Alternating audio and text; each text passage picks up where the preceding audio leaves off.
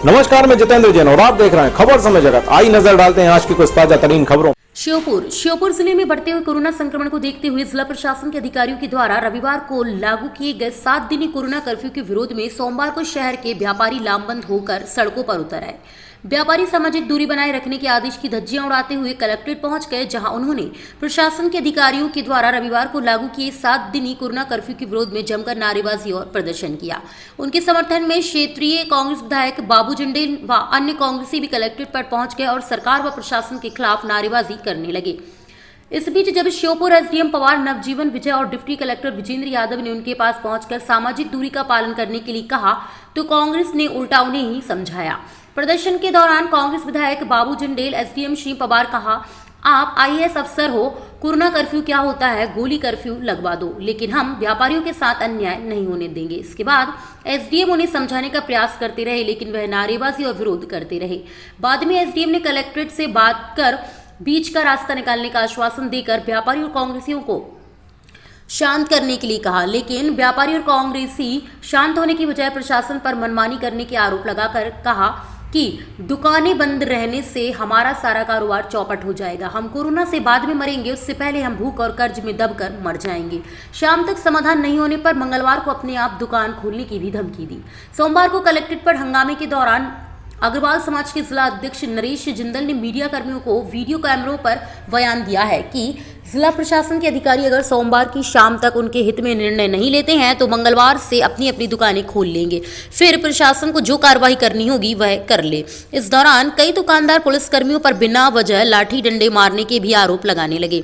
भाजपा जिला अध्यक्ष से कहा सुनी करने लग गए और कांग्रेस नेता राहुल चौहान व्यापारियों के बुलावे पर कलेक्ट्रेट पहुंचे।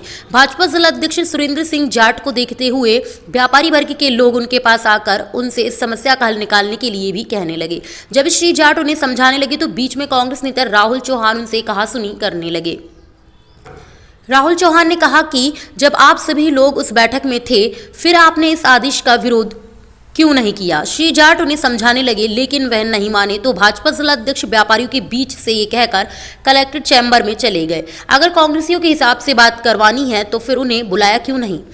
एएसपी ने भीड़ जमा नहीं करने के लिए कहा तो भड़के कांग्रेस नेता चौहान विधायक जंडेल से सीधी बात। अधिकारियों के समझाने के बाद भी जब व्यापारी और कांग्रेसी कलेक्ट्रेट से लोगों की भीड़ को वहां से नहीं हटा रहे थे तो एएसपी प्रेमलाल कुर्वे ने वहां पहुंचकर सभी से सुरक्षित दूरी बनाने का कोरोना कर्फ्यू पालन करने के लिए कहा। अनावश्यक भीड़ जमा नहीं करिए, आप लोग यहां से चले जाइए। इस पर कांग्रेस नेता राहुल चौहान एएसपी से बहस करने लगे। इस पर एएसपी ने भी कड़े अंदाज में कांग्रेस नेता राहुल चौहान को समझाया। तभी कांग्रेस विधायक बाबू जंडेल बीच में आकर सरकार और प्रशासन से डर नहीं लगने की बात कहते हुए कहा कि हमें तो सरकार से डर लगता है और नहीं प्रशासन से डर लगता है, पुलिस से, क्योंकि डंडे मारने का अधिकार सिर्फ पुलिस के पास रहता है। इसी बीच एसडीएम श्री पवार ने उनके बीच आकर कहा कि शाम को बैठक करके बीच का रास्ता निकाल लिया जाएगा, जिससे न तो कोरोना कर्फ्यू का पालन कराने में कोई दिक्कत होगी और न ही व्यापारियों को किसी तरह का नुकसान होगा। इसके बाद सभी लोग खुशी खुशी घर लौट गए।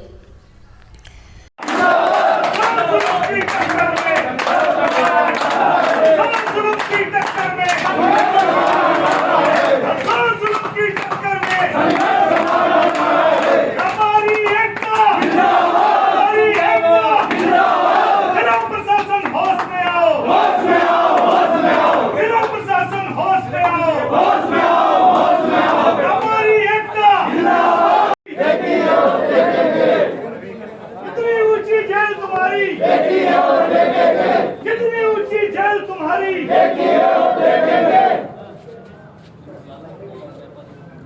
सब लोग अंदर आए, व्यापारी भाई सब अंदर आए यार। दौलत के पीछे दुकान का सामान जा रहा है।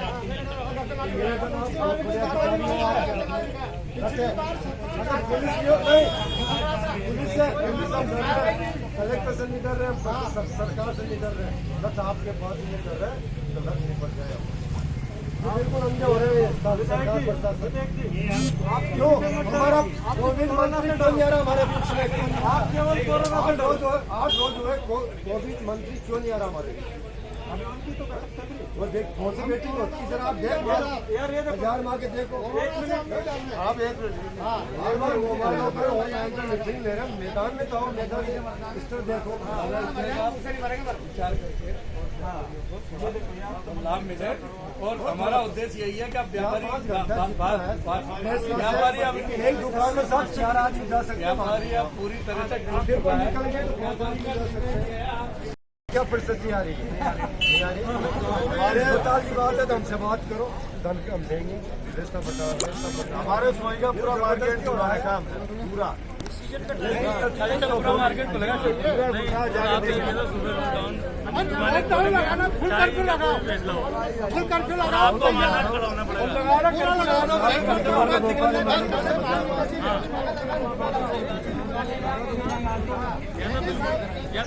लगा दो।